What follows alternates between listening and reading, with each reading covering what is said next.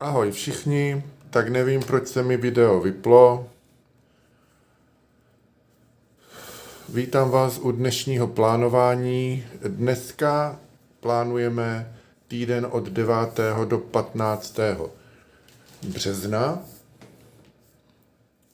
A já jsem začal tím, že jsem si tady nalepil vošipásku nahoru a dolů. A teď se pustíme do toho dalšího.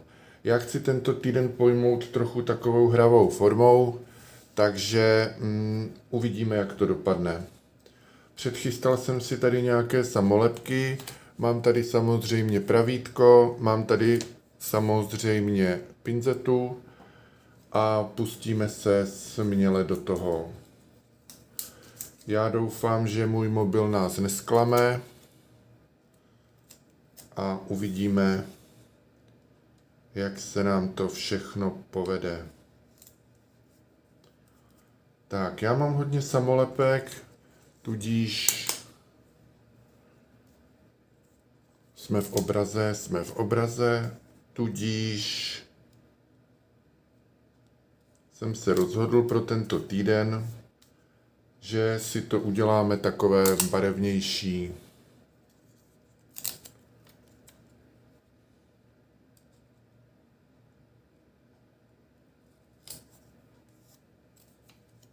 Tak.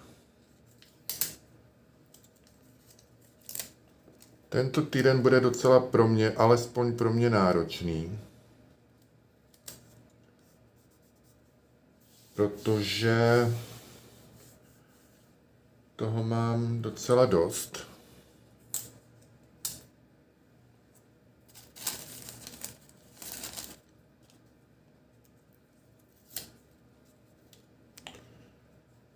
Já doufám, že vy jste všichni v pohodě, že se vám všem daří.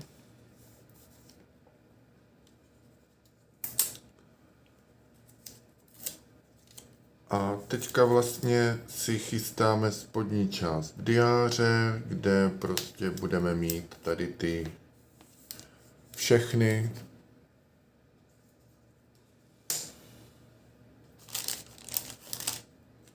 kteří nás budou nějakým způsobem doprovázet celý týden. Já doufám, že vidíte dobře.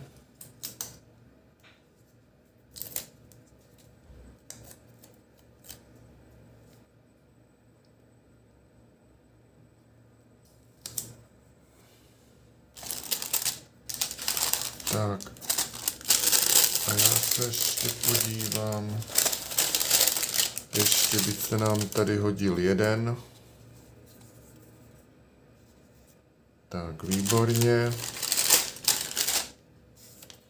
Já jsem je měl předchystané, protože známe se, jak dlouho nám trvá odlepit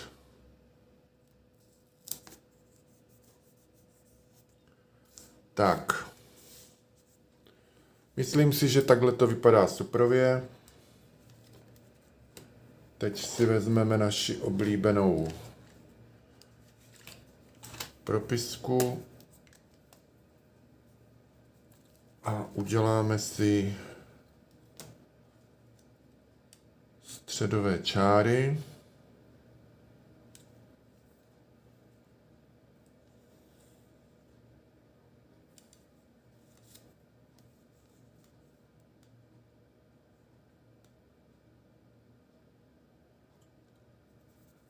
Tak. Jinak Petr je stále v nemocnici,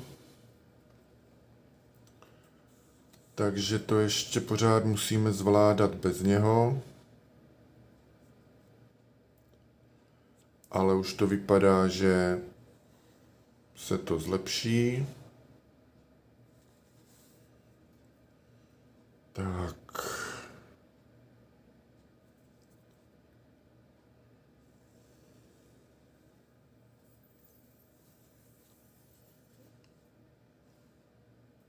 Tady si uděláme ještě jednu.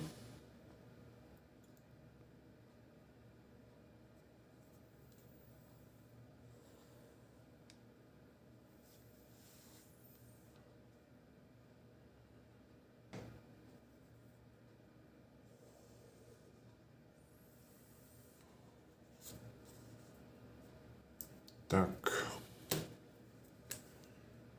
Takže takhle to máme nachystaný. Opět první sekce bude ty nejpodstatnější a nejdůležitější věci. Druhá sekce je o tom, že si tady píšu většinou ráno nějaký ranní moudro a tahle ta sekce je o tom, jaký ten den vlastně byl. Tak, dáme si tady ještě i nějaký pěkný povzbuzující koment. Takže to prostě bude zase tak ledabilé, protože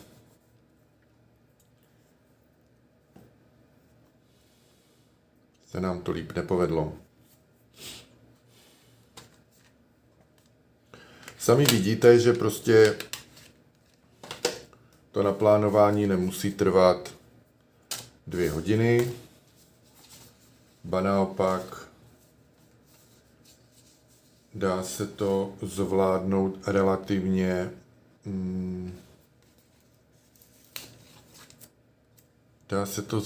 relativně rychle.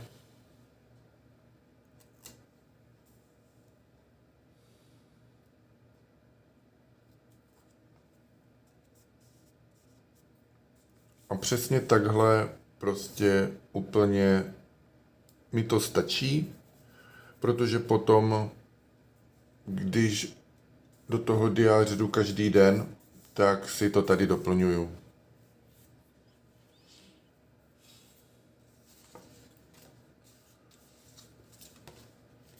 Možná ještě si to tady trošku dozdobíme.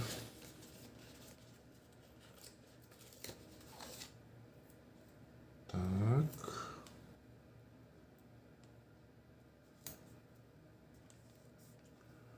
Ať to máme zajímavé.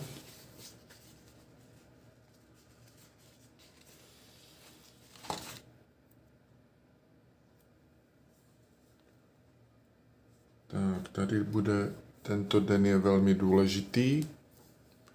Takže sami vidíte, jako žádná věda, takhle může vypadat váš týdenní přehled, kde si budete zapisovat vlastně jednotlivé dny. Mně se to takhle líbí i z toho důvodu, že vlastně člověk potom má radost z toho, že je to takové barevné, je to takové, jak to říct, dětinské, ale pěkné. Chápu, že každý máme jiný vkus, to naprosto chápu, ale já mám takových samolepek velmi mnoho a proto je rád používám i z toho důvodu, abych je nějakým způsobem využil a měl ty stránky pěkné. Jo, když se podíváme třeba na ten předešlý týden, tady samozřejmě ještě nemám dopsanou neděli, ale funguji tímto způsobem, že prostě každý den si do toho diáře něco napíšu. Jo, takže prostě úplně jednoduše snažím se to samozřejmě i měnit, abych každý týden neměl úplně stejný, protože to nechci. A takhle mi to úplně stačí k tomu, abych nějakým způsobem ten týden měl naplánovaný, s tím, že samozřejmě, jak si tady budu plánovat, buď si tady můžete dát nějaký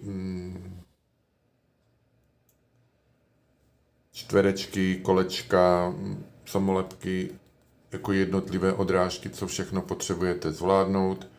Já to dělám jak kdy, ne vždycky to tak potřebuju, třeba ten minulý týden jsme to udělali, ale jako mně to nepřijde nějak, že bych to nutně potřeboval, jo, protože když vidíte, tak jako já ty týdny mám po každé trošinku jinačí, nebo jiné, a tento týden jsem se rozhodl, protože toho bude strašně moc tento týden, tak to mít v takové hravé formě, abych já osobně se z toho, co mě tento týden všechno čeká, nezbláznil. Takže já doufám, že se vám tohleto video líbilo. Ano, netrvalo to nijak dlouho, ale myslím si, že pro inspiraci, abyste viděli, že opravdu nemusíte nad diářem sedět půl hodiny, 3/4 hodiny a vymýšlet, co tam budete nebo nebudete mít, tak tohle takovouhle jednoduchou dekoraci si můžete udělat během 15-20 minut. Kdyby vás cokoliv zajímalo, určitě mi napište do komentáře a do příštího videa se mějte fajn. Ahoj!